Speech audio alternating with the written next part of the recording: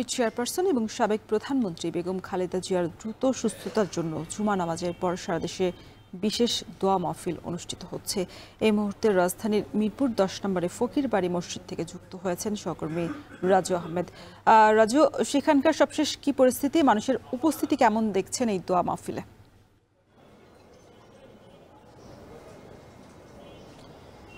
রোশন, জানিয়ে রাখতে চাই, গত রোববার শ্বাসকষ্টজনিত সমস্যা বাড়ার কারণে বেগম জিয়াকে এভারকেয়ার হাসপাতালে ভর্তি করা হয়েছে এবং পরপরই কিন্তু দলের পক্ষ থেকে সারা দেশে আজ জুম্মার নামাজ শেষে তার সুস্থতার জন্য বিশেষ দোয়ার আয়োজন করতে বলা হয়েছে এবং তার পরিপ্রেক্ষিতে কিন্তু এই সারা দেশের ন্যায় রাজধানীতে বেশ কয়েকটি মসজিদেও এই দোয়ার আয়োজন হয়েছে।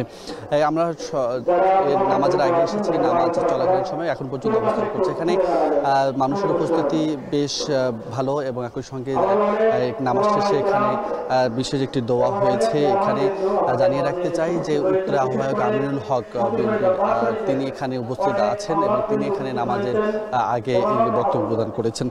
আপনাকে জানিয়ে রাখতে চাই যে প্রায় 80 বছর বয়সী খালেদা জিয়া দীর্ঘদিন ধরে কিন্তু হৃদরোগ, ডায়াবেটিস, আর্থ্রাইটিস, লিভার সিরোসিস এবং কিডনি জটিলতা সহ নানা অসুস্থতায় ভুগছিলেন এবং দীর্ঘ আওয়ামী লীগ শাসন আমলে তিনি কারাবন্দী ছিলেন এবং বিদেশে উন্নত চিকিৎসার সুযোগও পাননি।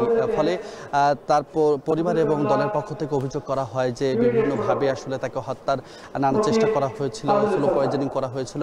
এই সমস্ত কারণে মূলত তার যে আজকের যে রোগ সেই বিষয়টি রয়েছে। ফলে খালেদা জিয়ার যেহেতু শারীরিক অবস্থার কিছুটা খারাপ যাচ্ছে, সেই দিক থেকে তার সুস্থতার জন্য সারা দেশে মূলত আজকের যে বিশেষ দোয়া এবং সারা দেশে এই দোয়াটি হয়েছে।